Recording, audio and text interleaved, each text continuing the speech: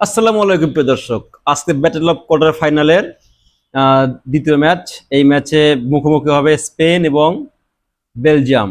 Spain এবং Belgium তাদের আজকের ম্যাচে অনুষ্ঠিত হবে রাত 1টায়। তো স্পেনের গত 6 বিশ্বকাপের রেকর্ড খুব একটা ভালো নয়।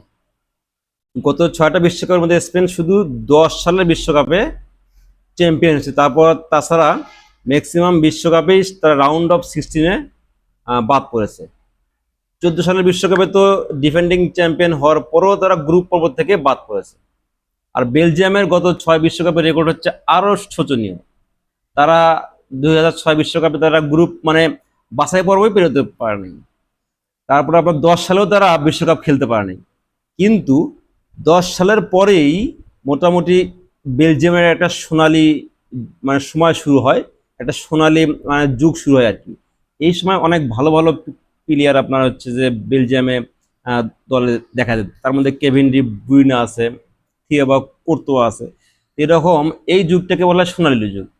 এর ফলে তারা 2014 সালে কোয়ার্টার ফাইনাল খেলে এবং 2018 সালের বিশ্বকাপে তারা সেমিফাইনাল খেলে। কিন্তু 2022 সালে এসে আবার তারা গ্রুপ পর্ব থেকে বাদ পড়ে যায়।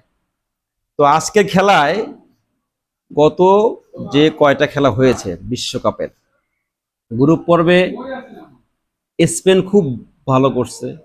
আবার হচ্ছে রাউন্ড অফ 32 এবং রাউন্ড অফ 16 দুটাতেই স্পেন ভালো করছে এবং এখন পর্যন্ত যে 5টা ম্যাচ খেলেছে স্পেন বিশ্বকাপের, একটাও তারা গোল কনসিভ করে নাই এবং কোনো গোল হজম করে নাই। তারা ক্লিন শিট বজায় রেখেছে 5টি, কোনো ম্যাচ তো হারেই নাই, ড্র করেছে একটি ম্যাচ।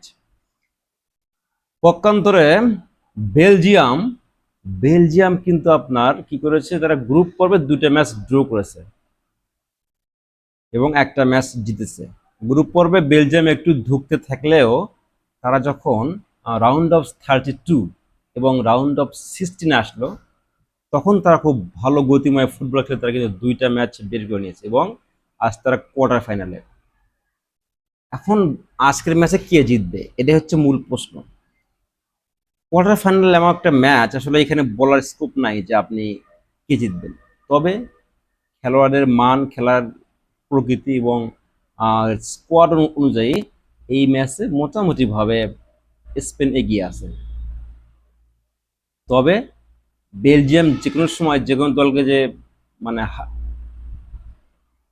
হারিয়ে দিতে পারে, এটিতে কোনো সন্দেহ নেই।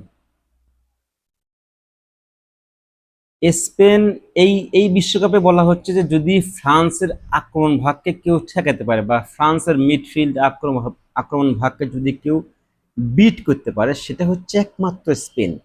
শুধু মানে বিভিন্ন পত্র পত্রিকা, ইলেকট্রনিক মিডিয়া বা ফুটবল বোদ্ধা এবং ইন্টারন্যাশনাল যে ফুটবল বোদ্ধারা আছেন বা ফুটবল বিশ্লেষক আছেন, তারা বলতেছেন যে যদি এই বিশ্বকাপে ফ্রান্সকে আটকাতে হয়, তাহলে একমাত্র সেই সামর্থ্য আছে হচ্ছে স্পেনের। এই স্পেনের যে বর্তমান স্কোয়াড। তো বন্ধুরা, আমরা আজকে খেলা দেখব। তবে আমার প্রেডিকশন স্পেন খুব ভালো করবে এবং স্পেনের স্ট্রাইকার সমস্যা থাকলেও তারা উইং দিয়ে এবং মিডফিল্ড দিয়ে কোনো না কোনোভাবে একটা বা দুটা গোল আদায় করে নিয়ে তারা এই বিশ্বকাপে সেমিফাইনালে যাবে।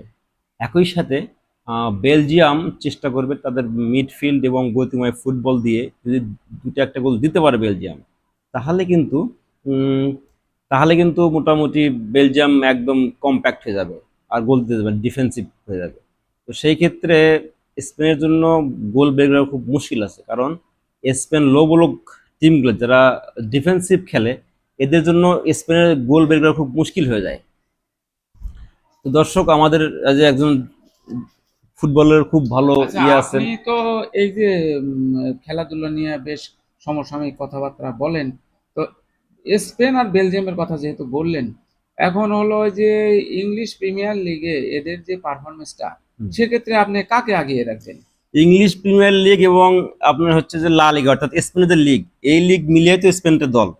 স্পেন এই বিশ্বকাপে যদি বলা হচ্ছে যে ফ্রান্স এত ভালো খেলতেছে, যদি ফ্রান্সকে আটকানোর মতো কোনো দল থাকে এই বিশ্বকাপে, সেটা হচ্ছে একমাত্র স্পেন।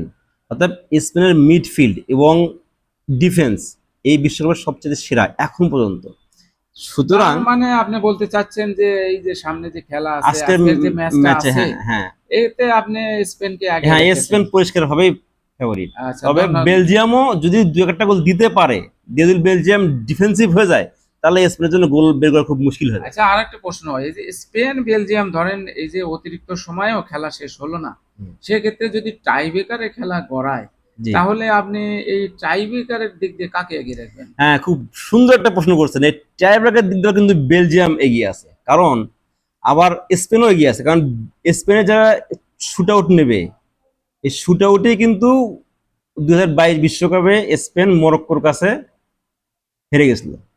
শুট আউট নিলে বেলজিয়ামের সম্ভাবনা বেশি।